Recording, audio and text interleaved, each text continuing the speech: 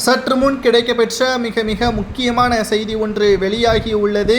தமிழக டாஸ்மாக் தலைமை அலுவலகத்தில் 2வது நாளாக அமலாக்கத்துறை அதிகாரிகள் இந்த வீடியோவை பதிவு செய்யும் வரை சோதனைகளை நடத்தி வருகிறார்கள். சுமார் 50,000 கோடி வரை மெகா ஊழலை திராவிட முன்னேற்றக் கழகத்தின் அரசு செய்திருப்பதாகவும், விஞ்ஞான ஊழல் என்றால் அது திமுகவின் ஆட்சியில்தான் பார்க்க முடியும் என்று முன்னாள் அமைச்சர் ஜெயக்குமார் உட்பட பலரும் கடுமையான கண்டனத்தையும் தெரிவித்து வருகிறார்கள்.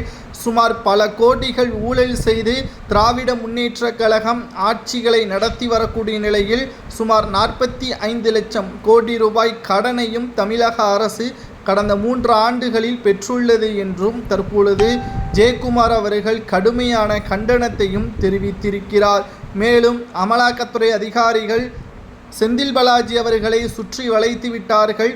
மதுபான மற்றும் மின்சாரத்துறை அமைச்சராக இருக்கக்கூடிய செந்தில் பாலாஜி அவர்களை ஏற்கனவே பதவியிலிருந்து பறியுங்கள் என்று நீதிமன்றம் கூறியிருந்த நிலையில் அசால்ட்டாக இருந்த முதல்வர் ஸ்டாலின் அவர்கள் தலையில் விழுந்த மிகப்பெரிய ஒரு இடியாகத்தான் 10 ரூபாய் பாலாஜி தற்பொழுது நிலைமை மிக மோசமாக மாறிவிட்டது.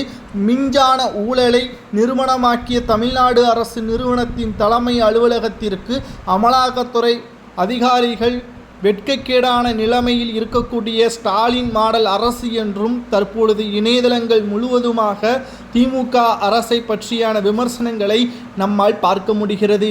1000 2000 அல்ல, சுமார் 50,000 கோடி ரூபாய் வரை மதுபான கொள்முதல் ஊழல் செய்திருப்பதாகவும், இது முழு அளவில் கோபாலபுரத்தின் வருமானமாகவே பார்க்கப்பட்டதாகவும் அமலாக்கத்துறை அதிகாரிகள் மூலமாக நமக்கு கிடைக்கப்பெற்ற தகவலை தான் நாம் பார்க்கிறோம். அடுத்து அமலாக்கத்துறை அதிகாரிகள் செய்யக்கூடிய நடவடிக்கை என்ன?